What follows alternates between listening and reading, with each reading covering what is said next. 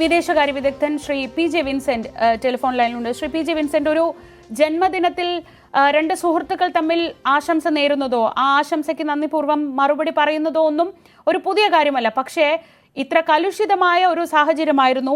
ഇന്ത്യയെ ട്രംപ് സുഹൃത്താണെന്ന് പറയുമ്പോഴും ഇന്ത്യയുടെ നിലപാടുകളെ ശക്തമായി വിമർശിച്ചുകൊണ്ടാണ് കഴിഞ്ഞ കുറേ നാളുകളായി ട്രംപ് രംഗത്തെത്തിക്കൊണ്ടിരുന്നത്.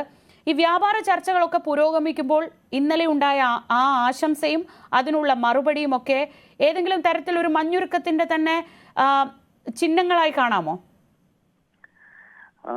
തെളിവിൽ ഇന്ത്യ അമേരിക്ക ബന്ധങ്ങൾ സ്ട്രെയിൻഡ് ആണ്. അത് സംഘർഷാത്മകമായി നിലനിൽക്കുകയാണ്.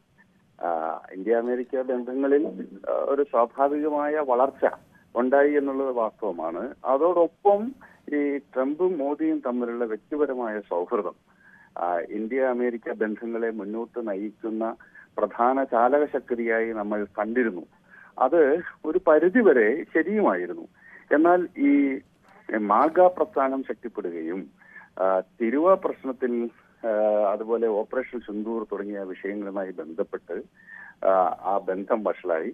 അപ്പോൾ വൈയക്തികമായ ബന്ധവും സൗഹൃദവും അല്ല, രാഷ്ട്രങ്ങളുടെ ദേശ താല്പര്യവും അവരുടെ വ്യാപാര താല്പര്യങ്ങളും ഒക്കെയാണ് പ്രധാനപ്പെട്ടത് എന്ന് തെളിയിക്കുന്ന ഒരു സമീപനമായിരുന്നു.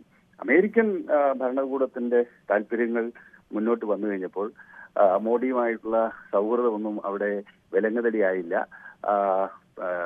പകരച്ചുങ്കം മാത്രമല്ല, പിഴച്ചുങ്കവും ഒക്കെ ചുമത്തിക്കൊണ്ട് ശത്രു രാജ്യങ്ങളോട് പോലും ചെയ്യാത്ത ചുങ്കം, ചൈനയോട് പോലും ചെയ്യാത്തത് ഇന്ത്യയോട് ചെയ്തു എന്നുള്ളതാണ് വാസ്തവം. അത് സ്വാഭാവികമായിട്ടും ഇന്ത്യ അമേരിക്ക ബന്ധങ്ങളിലും മോഡിയും ട്രംപും തമ്മിലുള്ള വ്യക്തിപരമായ ബന്ധങ്ങളിലും അത് ഒരു നിഴൽ വീഴ്ത്തി എന്നുള്ളത് വാസ്തവമാണ്. എന്നാൽ ഒരു മഞ്ഞുരുക്കം താങ്കൾ സൂചിപ്പിച്ചതുപോലെ നല്ലതാണ്.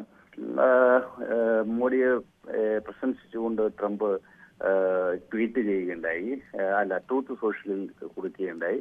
അതിനെ പോസിറ്റീവായി മോഡിയുടെ ഭാഗത്തുനിന്ന് എക്സിൽ അദ്ദേഹം അതിനെ ആശംസിച്ചുകൊണ്ടുള്ള ആ വാചകങ്ങളിലേക്ക് ഒന്ന് ശ്രദ്ധിച്ചാൽ Shri P J Vincent, like you I am also fully committed to taking India US comprehensive and global partnership into to new heights. We support your initiatives towards a peaceful resolution of the Ukraine conflict. നമ്മളൊരു ജന്മദിനാശംസയ്ക്ക് മറുപടി പറയുമ്പോൾ സ്വാഭാവികമായി ഇത് പറയേണ്ട കാര്യമില്ല. അതിലൊരു നയതന്ത്രമുണ്ടോ എന്നതാണ് എൻ്റെ സംശയം. തീർച്ചയായിട്ടും ഉണ്ട്. അത് അവരുടെ ബന്ധങ്ങളിൽ ഒരു കരിനിഴൽ വീഴ്ത്തി എന്നുള്ളത് വാസ്തവമാണല്ലോ. അതുകൊണ്ടാണല്ലോ ഇപ്പൊ മോഡിയുടെ പ്രസ്താവനയിൽ തന്നെ അമേരിക്കയുമായിട്ടുള്ള ബന്ധം വഷളായി എന്ന് മാത്രമല്ല, നല്ലൊരു സുഹൃത്തിനെ കൂടി നഷ്ടപ്പെട്ടു എന്നുള്ള നിലയ്ക്കുള്ള അദ്ദേഹത്തിന്റെ സ്റ്റേറ്റ്മെന്റുകൾ വന്നല്ലോ മോഡിയുടെ. അപ്പോൾ ഈ ഉക്രൈൻ യുദ്ധം അവസാനിപ്പിക്കാൻ വേണ്ടിയിട്ടുള്ള പരിശ്രമങ്ങൾക്ക് ഇന്ത്യയെ എണ്ണ വാങ്ങുന്നത് തടസ്സമാകുന്നു. അതല്ലെങ്കിൽ ഇന്ത്യ തന്ത്രപരമായി റഷ്യയുടെ അമേരിക്കയുടെ പക്ഷം ചേർന്നുകൊണ്ട് റഷ്യയെ പ്രഷറൈസ് ചെയ്യണം. ഇതാണ് ട്രംപിന്റെയും അമേരിക്കൻ ഭരണകൂടത്തിന്റെയും താല്പര്യം. എന്നാൽ ഇന്ത്യയുടെ ഒരു ടെസ്റ്റഡ് ഫ്രണ്ടാണ് റഷ്യ. ആധുനിക ഇന്ത്യ, സ്വതന്ത്ര ഇന്ത്യ രൂപം കൊണ്ട കാലം മുതൽ സോവിയറ്റ് യൂണിയനുമായിട്ടും അതിനുശേഷം റഷ്യയുമായിട്ടും ആഴത്തിൽ വേര് പിടിച്ച സൗഹൃദമുണ്ട്.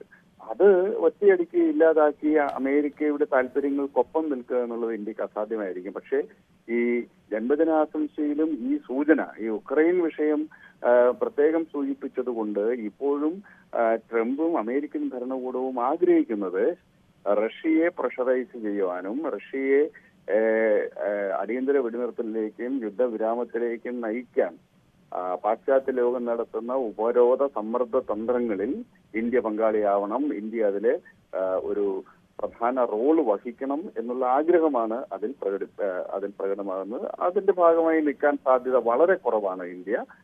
അതേസമയം വ്യാപാര ചർച്ചകൾ ഈ ഡിസംബർ 2025 ഡിസംബറോട് കൂടി ഒരു സമഗ്ര വ്യാപാര വാണിജ്യ കരാർ രൂപപ്പെടുത്താനാണ് ആഗ്രഹിക്കുന്നത്. ആ കരാറ് രൂപപ്പെടുത്തുന്നത് സംബന്ധിച്ച് ഇപ്പോൾ ഇരു നേതാക്കളും തമ്മിൽ കൈമാറിയിട്ടുള്ള ഈ സൗഹൃദവും ആശംസകളും ഒക്കെ അതിനെ ഒന്ന് സ്പീഡപ്പ് ചെയ്യാനും കുറച്ചുകൂടി ജനാധിപത്യപരമായിട്ടുള്ള ഒരു കരാറിലേക്ക് നയിക്കുവാനും ഒക്കെ സഹായിച്ചേക്കാം എന്ന് മാത്രമേ ഞാൻ ഇതിൽ കാണുന്നു. ഈ ട്രംപിന്റെ വിഷിൽ പോലുമുള്ള ആ കാര്യം ഒന്ന് നമുക്കറിയാം, ഒരു വെസ്റ്റേൺ കൾച്ചറിൽ ഫസ്റ്റ് നെയിം എടുത്ത് വിളിക്കുക എന്ന് പറയുന്നത് ഏറ്റവും കോർഡിയലായ ഏറ്റവും സൗഹൃദപരമായ ഒരു കാര്യമായിട്ടാണ് കാണുന്നത്. അങ്ങനെയെങ്കിൽ Narendra, thank you for your support on ending the war between Russia and Ukraine. അങ്ങനെ പറയണമെങ്കിൽ കൃത്യമായ ഒരു പിന്തുണ ഇക്കാര്യത്തിൽ ഇന്ത്യ നൽകുന്നു എന്നൊരു സന്ദേശം കൂടി പറയുന്നു. രണ്ടാമത്തെ ഒരു കാര്യം കൂടിയുണ്ട്. ഇന്ന് പാകിസ്ഥാന്റെ ഭാഗത്തു നിന്ന് വന്ന ഇഷാഖ് ദറിന്റെ പ്രസ്താവന ഇന്ത്യക്ക് വലിയ പ്രശ്നമുള്ള ഒരു കാര്യമായിരുന്നു. ഒരു മൂന്നാം കക്ഷിയുടെ ഇടപെടൽ ഒരു തരത്തിലും ഇന്ത്യ പാക് വിഷയങ്ങളിൽ അനുവദിക്കില്ല എന്ന നിലപാടെടുത്തിട്ടുള്ള ഇന്ത്യ ആവർത്തിച്ചുള്ള ട്രംപിന്റെ ഇത്തരം പ്രസ്താവനകളിൽ അസ്വസ്ഥത പ്രകടിപ്പിച്ചിട്ടുണ്ട്. പക്ഷേ ഇന്നിപ്പോൾ പാകിസ്ഥാൻ കൂടി പറയുകയാണ് അങ്ങനെ ഒന്നും ഉണ്ടായിട്ടില്ല, ഇത് ഇന്ത്യ അത് അംഗീകരിച്ചിരുന്നില്ല എന്ന് കൂടി പറയുന്നുണ്ട്. അതെ, അത് ശരിയായ കാര്യമാണ്. അത് പാകിസ്ഥാനും ഇപ്പോൾ സമ്മർദ്ദത്തിലാണ് എന്ന് കാണുന്നു. കാരണം ഈ ഷാങ്ഹായ് കോർപ്പറേഷൻ ഓർഗനൈസേഷന്റെ ഉച്ചകോടി അതിന്റെ മീറ്റിംഗ് കഴിഞ്ഞല്ലോ. അപ്പോൾ ചൈനയടക്കം പാകിസ്ഥാന്റെ സമീപനങ്ങളോട് ടെററിസം സംബന്ധിച്ച, ക്രോസ് ബോർഡർ ടെററിസം സംബന്ധിച്ച പാകിസ്ഥാന്റെ സ്റ്റേറ്റ് സ്പോൺസറിംഗ് മെക്കാനിസത്തിനോട് വിയോജിപ്പ് പ്രകടിപ്പിക്കുകയുണ്ടായി. അപ്പോൾ അതുകൊണ്ട് പാകിസ്ഥാൻ ഇപ്പോൾ പഴയതുപോലെ ഇന്ത്യയോട് ഒരു വിരുദ്ധ നിലപാടെടുക്കാൻ പറ്റാത്ത സാഹചര്യം ഉണ്ടായി. അമേരിക്കയുടെ സമീപനത്തിൽ നിന്ന് വ്യത്യസ്തമായി ചൈനയുടെ സമ്പൂർണ്ണ സഹകരണത്തോടു കൂടിയാണ് കഴിഞ്ഞ ഒരു ദശാബ്ദക്കാലമായി പാകിസ്ഥാൻ എന്ന രാഷ്ട്രം തന്നെ നിലനിൽക്കുന്നത്. ഒരു വാസൽ സ്റ്റേറ്റ് പോലെയാണ് അത് പ്രവർത്തിക്കുന്നത്. അപ്പം അവിടെ കഴിഞ്ഞ ഷാങ്ഹായ് കോർപ്പറേഷൻ ഓർഗനൈസേഷന്റെ സംയുക്ത പ്രസ്താവനയിൽ ടെററിസത്തെ, വളരെ ക്രോസ് ബോർഡർ ടെററിസത്തെ കൃത്യമായി വിമർശിച്ചുകൊണ്ടുള്ള പ്രമേയം ഉൾപ്പെടുത്തുകയുണ്ടായി. അത് സൂചിപ്പിക്കുന്നത് പാകിസ്ഥാന് അമേരിക്കയുടെയോ അല്ലെങ്കിൽ ചൈനയുടെയോ പിന്തുണ ഇന്ത്യക്കെതിരായിട്ട് ഈ അതിർത്തി സംഘർഷങ്ങളിൽ ലഭിക്കില്ല എന്നതിന്റെ സൂചന കൂടിയാണ്. അതുകൊണ്ട് പാകിസ്ഥാന്റെ ഇന്ത്യ നയത്തിലും ഒരു അയവ് നമുക്ക് കാണാൻ സാധിക്കും. പഴയതുപോലെ നമ്മുടെ അവിടുത്തെ പട്ടാള മേധാവി യുടെ ഭാഷയിൽ ഇനി അവർക്ക് ആ ഒരു സമീപനത്തിൽ ഇനി അധികം മുന്നോട്ട് കൊണ്ടുപോകാൻ പറ്റാത്ത ഒരു സാഹചര്യമുണ്ട്. ഏതായാലും ലോകത്തിലെ ഏറ്റവും വലിയ ജനാധിപത്യ രാഷ്ട്രവും ങ്ങളായ ഇന്ത്യയും യുഎസ്എയും തമ്മിൽ പരസ്പര സഹകരണത്തിന്റെ തോത് ശക്തിപ്പെടുത്തണമെന്ന കാര്യത്തിൽ സംശയമില്ല. അത് ഓർഡർ മുന്നോട്ട് കൊണ്ടുപോകുന്നതിന് അനിവാര്യമാണ്. അതുപോലെ ചൈനയുമായിട്ടുള്ള ബന്ധം നമ്മുടെ അയൽരാജ്യമാണ്, ലോകത്തിലെ രണ്ടാമത്തെ സാമ്പത്തിക ശക്തിയാണ്. ചൈനയുമായിട്ട് നിരന്തരമായ സംഘർഷത്തിൽ നിലനിൽക്കുന്നതിൽ ഒരർത്ഥവുമില്ല. അപ്പോൾ ഈ രണ്ട് ബന്ധങ്ങളും ഒക്കെ പോസിറ്റീവായ തലത്തിൽ ഇരു ജനതകളുടെയും രാഷ്ട്രത്തിന്റെയും പൊതു താല്പര്യം സംരക്ഷിക്കുന്ന വിധത്തിൽ തന്ത്രപരമായി മുന്നോട്ട് കൊണ്ടുപോവുക തന്നെയാണ് വേണ്ടത്.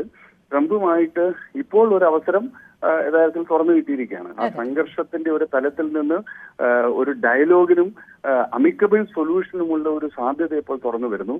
അത് മോഡിയും ട്രംപും ഉപയോഗപ്പെടുത്തുന്നതിന്റെ സൂചനകളാണ് ഇരുവരുടെയും ട്വീറ്റിലും ഈ ആശംസകളിലുമൊക്കെ നമ്മൾ തെളിഞ്ഞു കാണുന്നത്. അപ്പോൾ ആ ദിശയിൽ ഇന്ത്യ അമേരിക്ക ബന്ധങ്ങൾ ഒരു ന്യൂ നോർമൽസിയിലേക്ക് നീങ്ങും എന്ന് തന്നെ പ്രതീക്ഷിക്കണം. അതിനാണ് സാധ്യത. അതല്ലാതെ നിരന്തരമായ സംഘർഷത്തിൽ തുടരാനുള്ള ഒരു സാധ്യതയും ഇന്നത്തെ ഒരു ലോകക്രമത്തിൽ ഞാൻ കാണുന്നില്ല. ശരി, വളരെ നന്ദി Shri P J Vincent. Ajay, ഇപ്പോൾ ശ്രീ പി ജെ വിൻസെന്റ് ഒക്കെ പറഞ്ഞു നിർത്തുന്നത് പോലെ ഇത് സാധാരണഗതിയിലേക്ക് തന്നെ മടങ്ങും, അവരുടെ സൗഹൃദം അതിനൊരു കാരണമാകും എന്ന് തന്നെ പ്രതീക്ഷിക്കാം. അതിൽ ഏറ്റവും ശ്രദ്ധിക്കേണ്ടത് ഒരുപക്ഷെ അന്താരാഷ്ട്ര മാധ്യമങ്ങളടക്കം, ജർമ്മനിയിൽ നിന്നുള്ളൊരു പത്രമാണ് അത് ആദ്യം പുറത്തുവിടുന്നത്. ഡൊണാൾഡ് ട്രംപ് 3-4 തവണ വിളിക്കാൻ ശ്രമിച്ചിട്ടും കോളുകൾ അറ്റൻഡ് ചെയ്യാതിരുന്നു നരേന്ദ്രമോദി എന്നൊരു വാർത്ത വന്നതിന് ശേഷമാണ് ഇപ്പോൾ ഈ ജന്മദിനത്തിൽ ഞാൻ വിളിച്ചിരുന്നു, ഞങ്ങളുടെ സംഭാഷണം ഹൃദ്യമായിരുന്നു എന്ന് പറഞ്ഞ് ഫസ്റ്റ് നെയിം വിളിച്ചുകൊണ്ടൊരു ആശംസ ട്രംപിന്റെ ഭാഗത്തു നിന്നുണ്ടാകുന്നത്. അപ്പോൾ അത് സ്വാഭാവികമായും ഈ ജന്മദിനം ഒരു അവസരമാക്കിക്കൊണ്ട് ആ ഒരു ഈഗോ പ്രശ്നം ഉണ്ടായിരുന്നത് പരിഹരിക്കപ്പെടുന്നു. അങ്ങനെയാണോ പൊതുവെ വിലയിരുത്തുന്നത്? ശ്രീജ സൂചിപ്പിച്ചതുപോലെ തന്നെ ഒരു ജർമ്മൻ പത്രമാണ് ഇത്തരമൊരു വാർത്ത ആദ്യമായി പുറത്തുവിട്ടത്.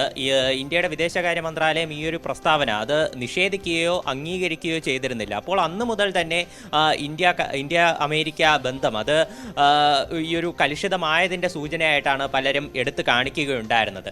എന്നാൽ ഇന്ന് ആ ഒരു വാർത്ത സത്യമാണെങ്കിലും കള്ളമാണെങ്കിലും ഇന്ന് പിറന്നാളായിട്ട് നരേന്ദ്രമോദി ടെലിഫോൺ എടുത്തിട്ടുണ്ട് എന്ന് തന്നെയാണ് നമുക്കിപ്പോൾ സ്ഥിരീകരിക്കാനാകുന്നത്. പ്രസിഡന്റ് ഡൊണാൾഡ് ട്രംപ് തന്നെ കാര്യം പറഞ്ഞുകൊണ്ട് പോസ്റ്റ് ഇട്ടിരുന്നു. അതുപോലെ തന്നെ പ്രധാനമന്ത്രി